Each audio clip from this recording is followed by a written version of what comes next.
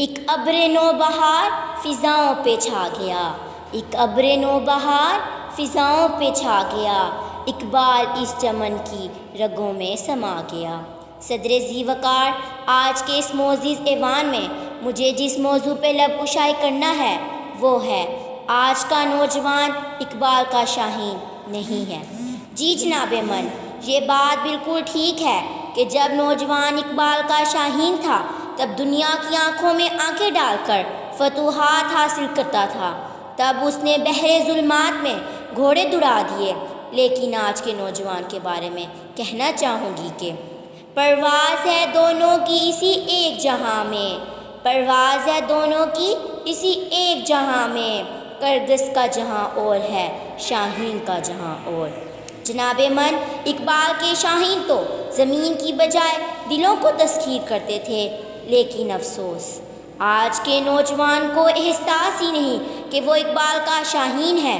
جناب والا، جس طرح چاند کے بغیر ستارے، سورج کے بغیر دھوپ، پھول کے بغیر خوشبو ناممکن ہے، اسی طرح قوم کی ترقی نوجوانوں کے بغیر ممکن نہیں۔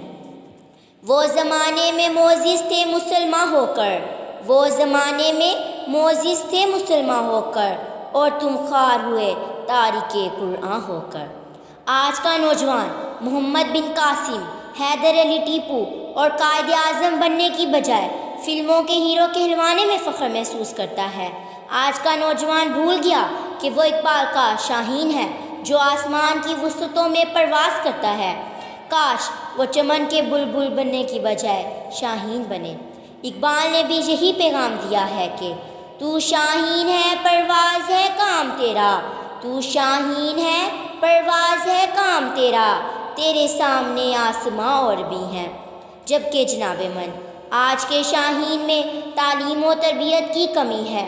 آج کا نوجوان کمپیوٹر ایج کی پیداوار ہے، مگر عملی تقاضوں سے اتنا ہی دور ہے جتنا آسمان سے زمین۔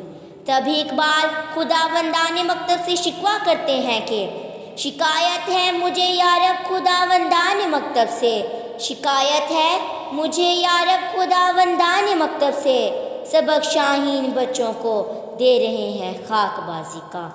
آج کا نوجوان دہشت گرد بنا، حملہ آور بنا، رشوت لینے والا بنا، اپنی خودی کا سودا کرنے والا بنا، اگر نہ بنا تو افسوس اقبال کا شاہین نہ بنا۔